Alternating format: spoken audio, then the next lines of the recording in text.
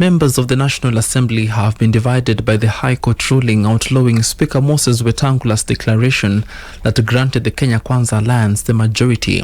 Speaker Moses Wetangula insists that the High Court ruling issued last week did not directly declare any political entity as the majority, leaving the House in a state of limbo. Speaking after resuming the House business, Wetangula has said it is only the National Assembly Speaker who has the authority to declare who holds the majority in the House.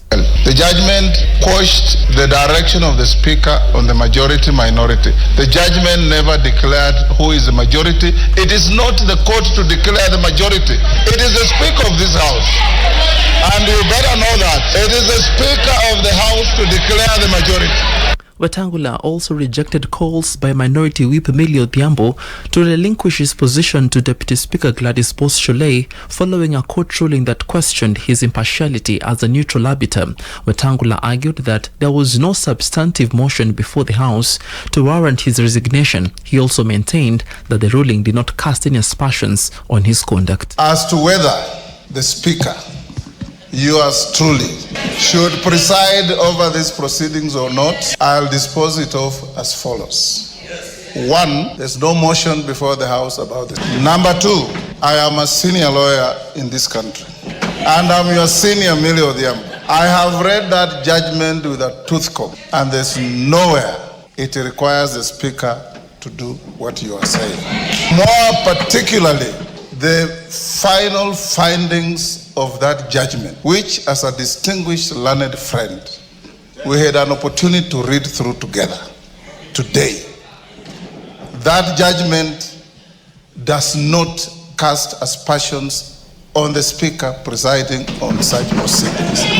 The High Court declared Azimio la Umoja One Kenya Alliance coalition as the majority party in the National Assembly, with Rarieda Member of Parliament Otendi Amolo holding that the Speaker ought to have ratified the judgment as soon as the Azimio side tabled the next majority names. Once that ruling is posted, you cannot then, Mr. Speaker, with due respect, come and say that no decision has been made. The consequences are two. One, the leader of minority becomes the leader of majority by operation of law, even if you do nothing else. But in this case, we have gone further. And understanding Order 19A, the majority party whip shall communicate the name of the member elected under paragraph 1 to the Speaker in writing. And that was already done by the Honorable Millie Mabona. And when playing the game of numbers, Kikuyu lawmaker Kimani Ichung'wah criticized the High Court ruling, stating that some members of the Azimio constituent parties can enjoy association to the ruling party, nullifying the decision that Azimio is the majority for having 179 members against 151 members. Members, the 14 members in question, Honorable Speaker, from UDM, PA, MDDG, MCCP, enjoy certain rights that not an act of parliament can take away from them, including the right to associate. No court, no law can tell the member for Ugenya, MDDG, that he must remain in the Azimio.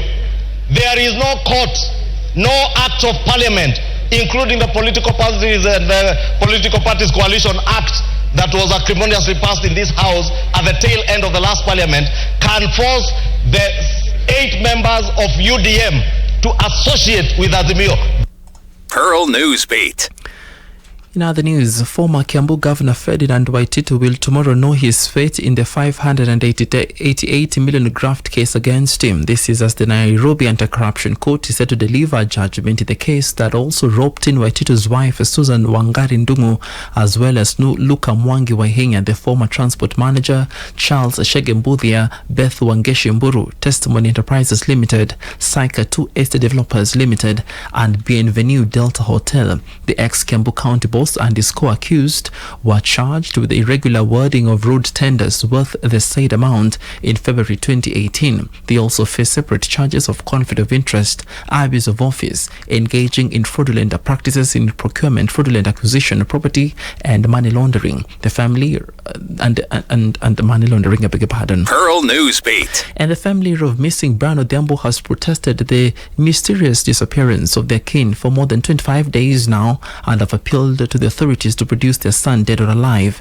The family and the members of the locals took to the streets in Nakuru, carrying placards and chanting anti-abduction slogans as they marched to the DCI offices. This just a few days after the High Court exonerated officers from the Kenya Wildlife Services from Brian's disappearance. The family members have demanded answers from the investigators, asking for a thorough probe into the mysterious disappearance of Brian Odhiambo.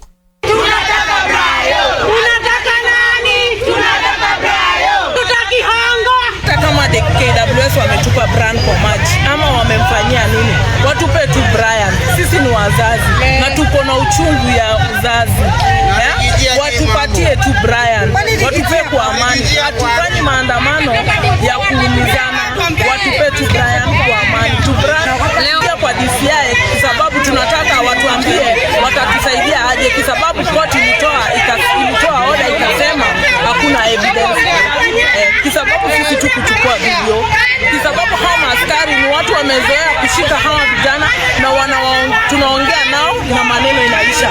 Leo tujui walikuwa na grudge gani na Brian, yenye walishika Brian wakakataa kuongea ikakuwa mpaka Pearl Newsbeat. And up to 339 Kenyans have applied for the 9 vacant positions, including the chairperson and the 7 commissioners of the Independent Electoral and Boundaries Commission.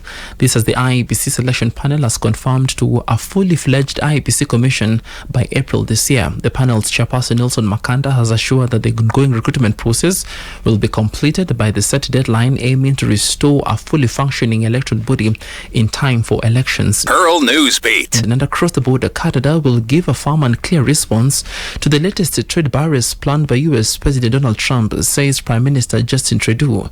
Trump says he will levy a 25% import tax on all steel and aluminium products entering the US from March 12th, meaning both sides have a month to negotiate. Canada is the top exporter of both metals to the US. Since returning to the office last month, Trump has announced a wide range of these tariffs to try to protect US jobs and industries. Economists, however, say they're likely to raise prices for ordinary Americans. The new tariffs were entirely unjustified, Trudeau said, as Canada found itself in a second trade standoff with Washington in a matter of weeks. Pearl Radio, the home of fresh and classic hits.